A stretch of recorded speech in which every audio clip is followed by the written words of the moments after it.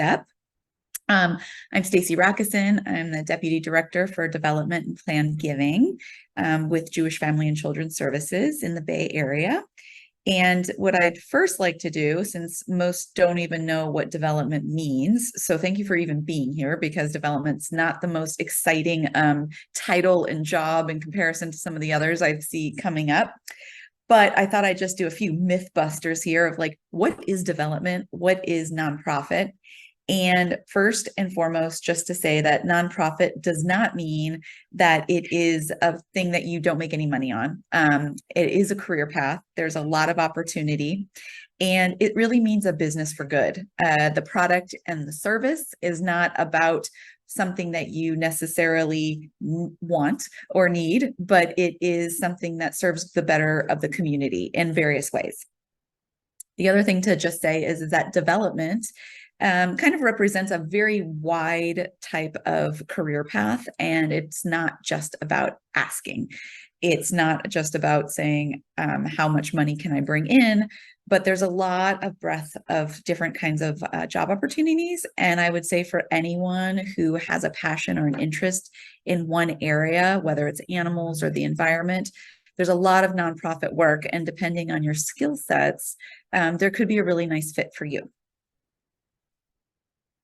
So how did I get into this line of work? Well, obviously I'm a communications major from UC Santa Barbara. I graduated many years ago, which does not feel like that long ago. I graduated in 2002. And I actually ended up minoring in professional writing, which was a really nice compliment. I had always thought that I would be going into magazine journalism, which is, sorry for the meowing in the background if you hear that. I was thinking of going into magazine journalism, which now seems very archaic, but at the time the internet was just kind of coming into being. Facebook actually started in my last year of college. So this was like really a time of paper journalism. And so I was really interested in going into that field, and communications was a very different space as well. So what I decided to do was I was looking for opportunities. My first job during college was an internship with the Visitors Bureau, and I ended up working for the Santa Barbara Visitors Bureau and their marketing team. And that was a huge opportunity in my sophomore year, where I didn't really understand or know much about the city because I was living in Isla Vista over on De La Playa, the earlier blocks, just before the barrier. And so I was really in search of figuring out what it is marketing meant. And so the Visitors Bureau, I went in there with just asking if they would take me in. It was unpaid, but it did provide some great opportunities to learn about the city of Santa Barbara, different areas from hotels and hospitality to understanding kind of the different factions of what the city provided to the greater community. And but again, in search of my like magazine interest, I actually ended up going to Barnes and Noble, because again, not Google internet search was not exactly a thing. And what do? Well, you end up going to Barnes and Noble, looking at the magazine section, trying to find a magazine that's published in the Santa Barbara County area. And I found Healing Retreats and Spas magazine. And this magazine was a huge opportunity. I just made a phone call. And so I was kind of self-searching and made a phone call to a phone number. I had no idea where it was leading to, but I had said that I was a student at UCSB and was interested in magazines. And from there had a little informational interview. And they brought me in as an intern, which turned into a position, which at the time was very exciting and really opened the door. I had some experience working in the newspaper world when I was in high school. So I had a little experience, but I didn't really know what it all meant. So this, combined with my studies, really gave me some interest into seeing what it was all about, and also realizing maybe it wasn't totally for me. And that's kind of the best thing I discovered in this journey thus far. And I went on to a year later, actually, to find an internship as a research assistant through the comms department. Highly recommend that for folks. And And while I was doing my writing minor, there was an opportunity to edit the UCSB Law and Society Review. So I was really searching around, and I think I was finding internships, I was finding work experience, but most importantly, I was finding things that were trying to be of interest to me, but also give me skills. And this was my time to learn. And if I didn't like something, I continued developing skills, but then I found something else and to try. And that's really kind of key. So, you graduate and then what? I think there's always time to find you can explore. And I took on some retail jobs to save up money and decided I was going back to school for a graduate degree. With the glass ceiling that I kind of found in the world of magazines and journalism and internet exploring and a dot-com bust, what was I going to do? And I found that my interest in art was kind of shining through, and I had been doing some volunteering at an art museum nearby. So I got my Master's of Philosophy degree in London in decorative arts. And I was working at that time and interning both at a museum and also at an auction house. So again, getting both front of house skills with communications, and also putting my degree to use with the art side, and kind of finding my way through of what did this all mean. I did end up securing a job at a very low point in a time when jobs were very hard to come by. But I was willing to start at the bottom. So I was willing to start working the front desk at a museum in the membership department, and with skills was able to quickly work my way up. And during that time, though, I did find that the most important aspect to just a job was learning from others, getting to know other team members, learning about what they did, really listening, and finding ways of incorporating kind of my interests outside of work, of like, what more can you do? And happened to co-found a nonprofit. It was a little happy hour gathering. And what we did is a number of us had been moved back to the Bay Area, and we had small, job experience at that point. We were looking to meet people, and what do you do? Well, rather than to have a networking event or just have a kind of a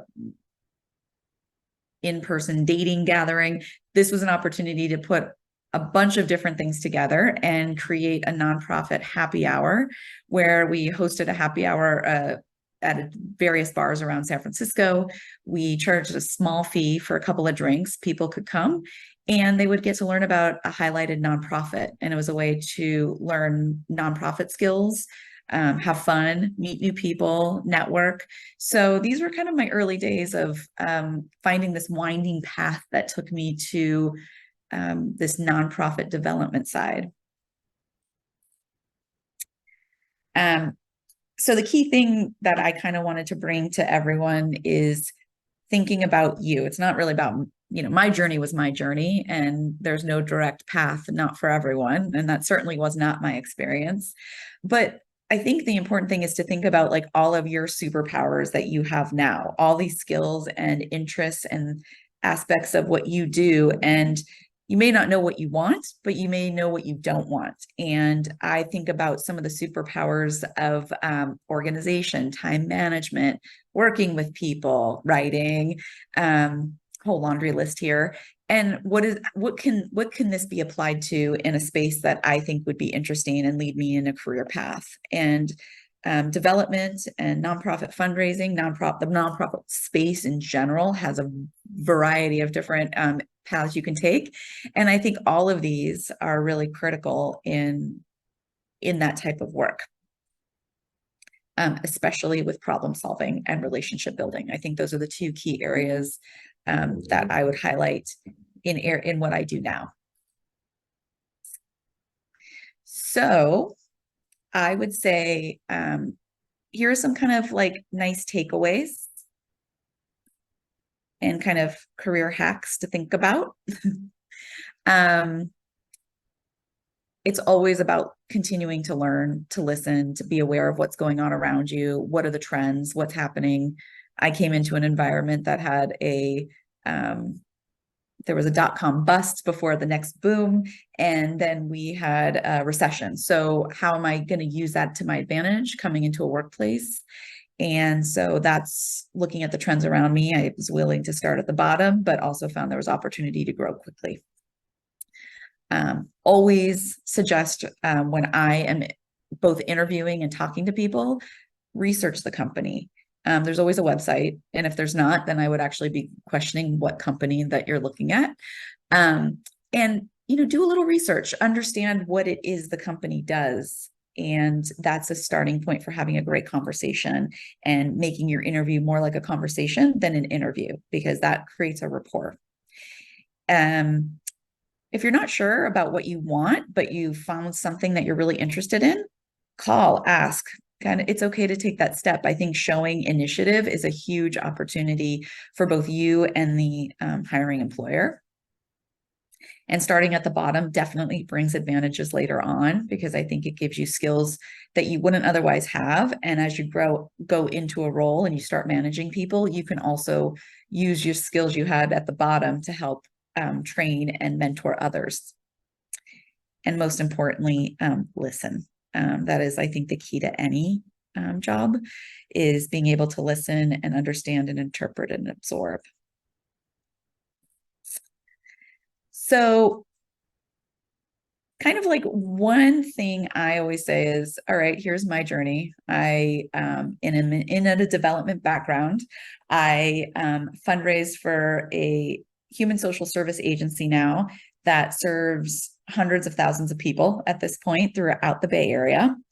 50% of our budget is from gifts made as contributions of donations from individuals and foundations and companies. And we do a lot of different types of work. We do things from taking information in, like database work. So we have database administrators. We have frontlines fundraisers, meaning that they are going out and talking to individuals and working with them to increase their support for the agency. We have people working on the more marketing front of being able to do social media asks and email asks.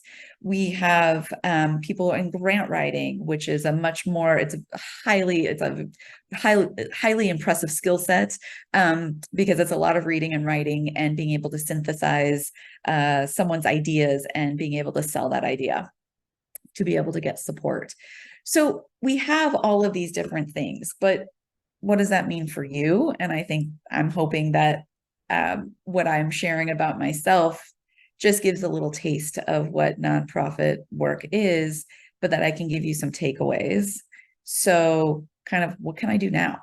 Well, retail, I think, is a huge opportunity to get to know how to have a conversation with people and be able to work with different types of personalities. It's hard work, but it definitely translates into a lot of areas, especially if you're going to be with people. Great for communications. Strengths Finder, if you're ever like, I don't know what I want to do, I'm kind of lost, I'm hitting a wall, even if you're taking a class load that you're just not feeling like you're connecting with, Strengths Finder is a really great, it's a small book, but you don't really read it. You actually take a test, and it's based on Gallup poll types of research of different categories of strengths. And based on the questions you take, it will pop up 5 top skills that you have based on how you think about things. And there's no one right answer, but what it does is it can really help if you're struggling with statistics and it says, oh, you're a creative thinker. Oh, well, maybe I don't want to go into statistics, and how can I think about this and how can I work through this? So it may help you get past what you're not achieving into a more successful path for yourself. And I always say the key in anything is when you're thinking about you and your brand, you have some experiences, even if you don't have work experience when you're going into a job. So think about your story, think about your skills, think about what is the one takeaway that you want to leave someone with. What's that one impression? Just like when you're dating, you want to leave a good impression, even if that first moment is really nerve-wracking. Well, how do you end that interview? How do you end that moment and connection you've had? And it's the same thing you're going to use if you go into nonprofit fundraising, is your relationship with someone of how are you? Is it a warm welcome and a fond farewell? How are you ending and starting? And even if your start is a little shaky, that's okay. That creates a connection with someone because everyone's nervous. So these are kind of important things to think about: is your strengths, your brand, your story, your skills. And even again, if your work experience says, well, the only thing I've done is maybe when I was younger, I was a Girl Scout. Well, that says something right there, because maybe that job of selling Girl Scout cookies actually leads you to a job where you can show that you've communicated with people, you've talked to them, you've tried to sell something. There's lots of other opportunities. Maybe you've done things like babysitting.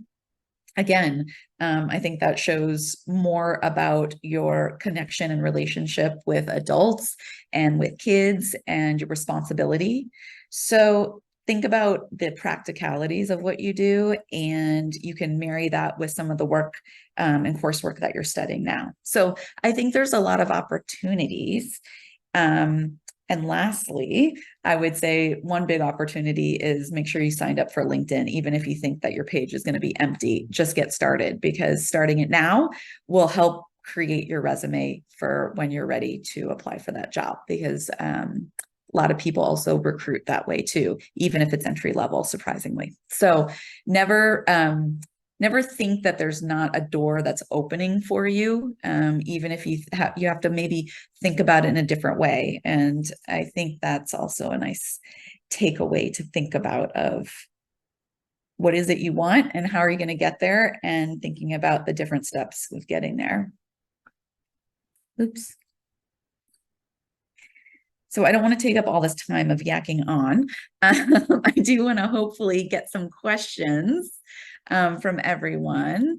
And if you don't have questions, or if you're a little nervous or shy about being on camera, that's okay. You can always put them in the chat. I'm happy to also have you reach out to me. I'm on LinkedIn. And there's a number of us in the Comms Council, Alumni Council here. We also have a mentorship program. So there's great ways of connecting, so you're not feeling like you're alone. Because I think most importantly, in everything that I do in my job and my work, is it's not about having someone give a gift. They're here to create support for someone else in need, so that that person's not alone. So whether it's a senior who is on a fixed income and is struggling to have home care, they're alone and they don't necessarily have family, but that's why we're here. So we do that for all ages and stages in the workplace. And I think it's important to think about here in this community for comms as well, that we're here to support each other.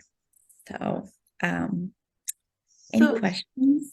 So Stacy, I have a question. In terms of somebody that wants to get started in a development job, and maybe they don't have prior experience, what other things do you look for if you are hiring someone in terms of a potential candidate?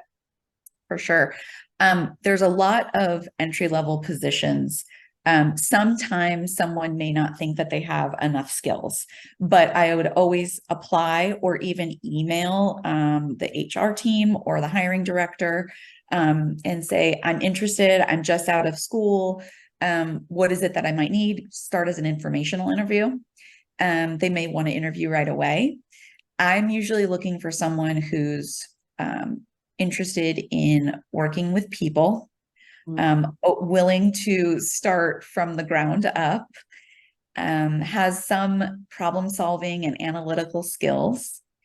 Right now, I think technical skills are not the issue, as I've run into in the past, because everyone knows how to work a lot of social media. And I think a lot of the hard skills that you learn on the job are learned on the job. It's like on the job training. Think of your first job as on the job training, and that your soft skills are the most important to me.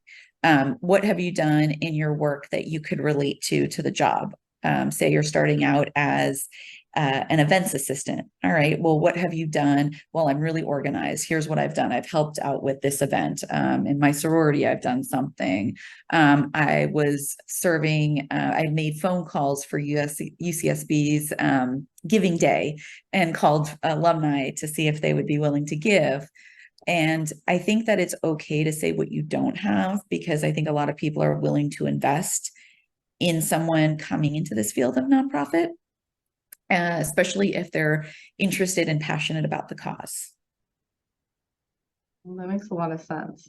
I think, we found that some students with UCSB having a communication department that is more research based, sometimes students struggle with how they can show the skills that they've learned apply to the job market.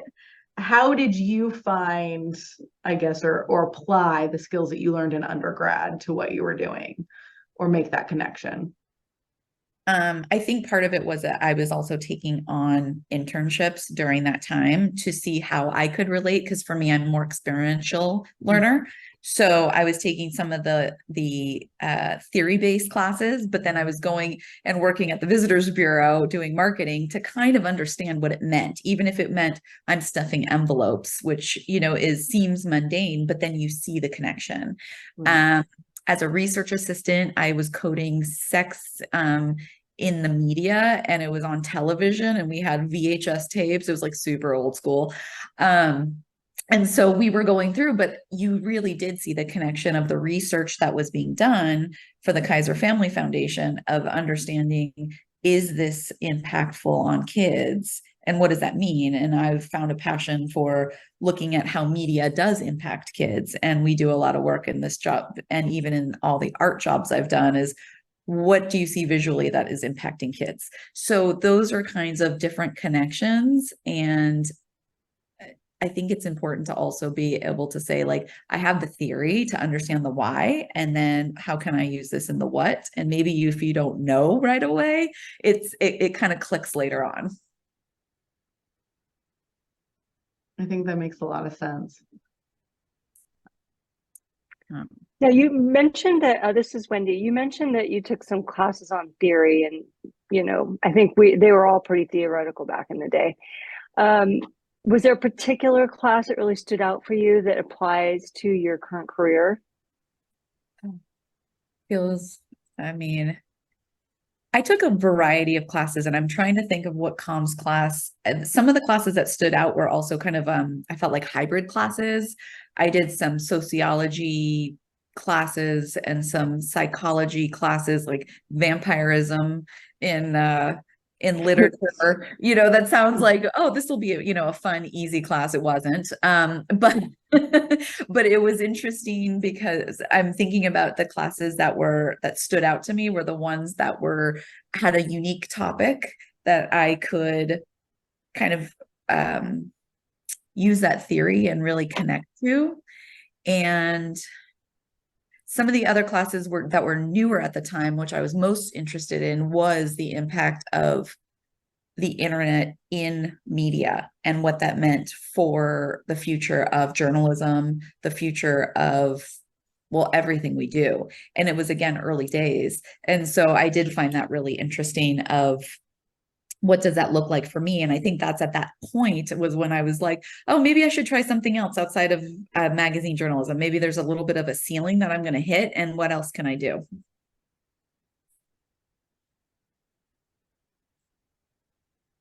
It sounds like, can you still hear me? I can't even see if I'm muted or yes. not. With all of the internships and the double major.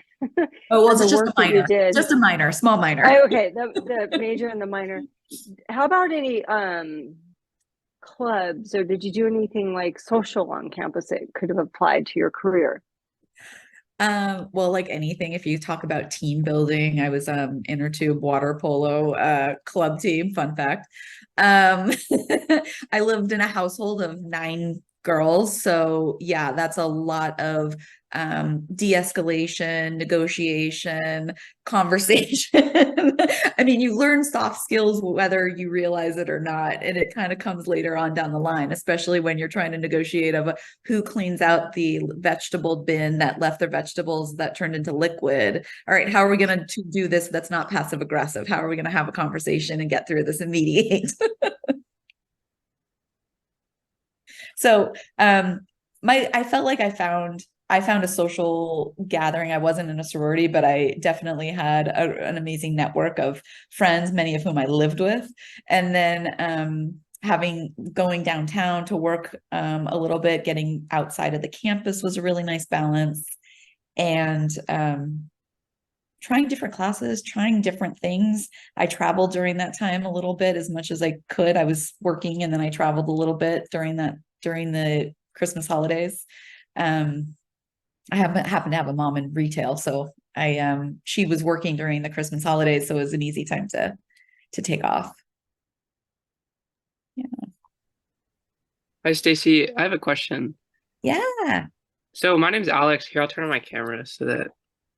Okay, there we go. Can you guys see me? Oh, hi, Alex. Cool. Hi. So I'm a UCSB student. I just transferred up here, Cool. and I'm studying technically pre-com right now, but I'm trying to get into the com degree. Awesome. Yeah, and it's quite. I mean, I'm really excited about this and all the you mentioned because I'm wanting to get into like nonprofit work. So I just wanted to ask what your like one piece of advice would be for like me or anyone else looking to get into this field, like specifically with comm.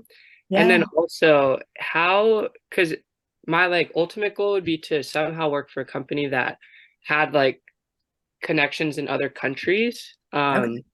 How like I'm not sure if you ever had previously worked for any of those companies, but like I'm just wondering how frequently do you see like companies that allow like a communication specialist to like work in other countries? Because I feel like that would be really cool. No, that sounds awesome. I mean, Yeah. the nonprofit space, like I said, is like businesses for good, right? And so I would say like looking for volunteer opportunities, even if it's like once a month and you don't have to commit because I know schedule workloads are hard, but even if it's like going into a nonprofit like in Santa Barbara, look one up, look to see if someone is doing work outside of just the Santa Barbara region, that it's serving, say, multiple communities and it's going abroad. And marketing and communication is a huge piece of any nonprofit. And there's a lot of different areas you can go into. And so sometimes just the volunteering, there's oftentimes oh, great, you're a student, like we'll take you. Can you come and help us? We need you to also, we'd love to give you an internship, or we have a little job for you. It doesn't pay much, but we can give you this experience. Not every nonprofit, some of the smaller ones offer more opportunities because you wear more hats and you learn more skills. If you find a bigger nonprofit space, like, you have, I'm trying to think of some of the ones that will serve like refugees overseas, and you have like the World Kitchen, and you have a number of those that are doing a lot of work worldwide. Those are bigger, and sometimes the central, like it's harder to get your foot in the door in that way. So sometimes starting local and smaller is helpful early on, and then you can build out. Cool. Thank you so much. Yeah, for sure. Hi, Stacy. My name is Sean, and I'm a fourth year communications student, and I'm really interested in your work, especially in like the art world and how you've kind of combined that with your comm experience, because I'm a double major in communications and art, and I've been kind of wondering how I could integrate both of those. And I was curious about like what your experience has been. I know you said you've been doing it through like the non-like profit side and you've worked a lot in that. And if I was wondering if you had like any interest in or like experience just kind of seeing how that works in kind of like the art world specifically. For sure. So I spent some time both in the for-profit and nonprofit space in the art world. I loved art, and I knew I wasn't going to be into the curatorial side. And I actually found that I really wanted to be around people. And that's how I kind of like moved my way into this like marketing / development space. And then I more like leaned into the development and the fundraising because I found it more interesting to me working with individuals. But for there's a lot of museums and small art institutions that are always looking for really good people, and communications and marketing is huge in the art world, especially right now, because it's hard. There's a lot, and there's a lot of artists who are trying to get their voices out there. I started out actually just volunteering, and they do have internships. And I know like the Santa Barbara Museum of Art does some volunteering and internships. And depending on where you are living or where you're interested in going, you can always reach out, see if there's like if you're into more modern art or something specific, then I would actually just search their website, call someone, write to their volunteer services, see if there's anyone, if they're looking for someone. Because there's oftentimes opportunities that way of just reaching out and being proactive. I love the arts in that way because it's finding that connection. You get to understand the curatorial side, which is deep in the art world, but you're also working with individuals. You're finding ways of having that creative space as well. So it's, and I know a number of people who've taken that work and over a number of years and then applied it into other areas. They've taken it to Google, they've taken it to other for-profit spaces. So there's a lot of opportunity there as well, depending on like kind of what captures your interest or what leads you down a different path. Yeah, thank you so much. And I was wondering, did you have a preference for the type of work that you were doing, whether it was nonprofit or for-profit companies? So when I was in the for-profit, which was more of it was an auction house. So at the time, like right now, auction houses are doing quite a bit of work, and there's a lot out there. At the time, it was like financially, it was kind of going up and down. The market was going up and down. And so I had a hard time with that. I also felt like there was like more limitations. And so while I enjoyed some of my work, I actually found it was more, I resonated more with the museum work side of life. And galleries can be small and also like a little more volatile. So I was looking in spaces that were larger, willing to grow, maybe had a bigger team, something that was more cutting edge, or like trying to do things outside of just having an exhibition or they had a collection and that's all they did. Because I wanted the idea of having something that changed and brought in new people. And I didn't mind working in the membership side, which was a little bit more of a mix of marketing, outreach, and also like hands-on like work with the database. And so it's a little more developmenty, but not really word. But it was kind of a hybrid of both that marketing piece, and then I was still working with the art in a very different kind of way. So, but yeah, you just have to kind of get your feet wet and give it a try. Okay, yeah, thank you so much. That was super helpful. And it's really nice to talk to someone who's kind of bridged both and done it in different ways. So thank you. Yeah, yeah. And there's a lot of resources out there. So it's just a matter of like finding it, but also never hesitate to reach out to individuals, even on LinkedIn, saying, hey, I saw that you're doing this. Help me, can I have an informational interview with you? And just collecting more information. Along those lines, Stacy, are there any sort of, I don't know, like organizations or groups that you would recommend, or listservs or anything of that nature that helps you kind of stay connected in the nonprofit space, or if you hear, job openings, things like that?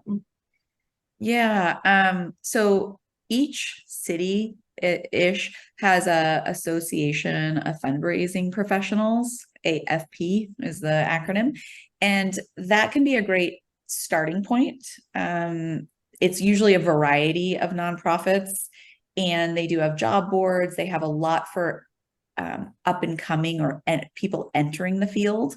So that's kind of a nice opportunity. And then also depending on the interest, I always say there's a lot in LinkedIn.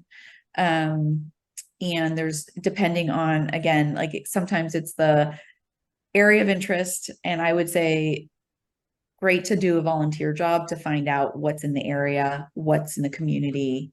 And then from there, you can build out a little bit. But there's also like a lot of networking groups. That's where I started. I mean, that's why I started the happy hour. We didn't have that. There was no such thing as a like a young professionals networking that was also fun. And so we're like, all right, how do we do this? Now there is, and there's different organizations and there's a bunch of people who are doing it depending. And again, I don't know where you're living or where you're ending up, but I know Santa Barbara, it's kind of built in because you're on the campus. Sean, if you're like planning on like moving either back home or somewhere else, then, or being in Santa Barbara, there's usually some networking opportunities. I mean, obviously you have the alumni council, but there's some other ones that you can get involved with that are really helpful that way. And just like in person and much more like, I think you connect better with people that way. Stacy, so you mentioned the AFP. Yeah. Okay, yeah. So was that what you worked for in Santa Barbara while you're going to school, or was that something else? No, I was working for the Visitors Bureau, the Santa Barbara Visitors Bureau, which was it works closely with the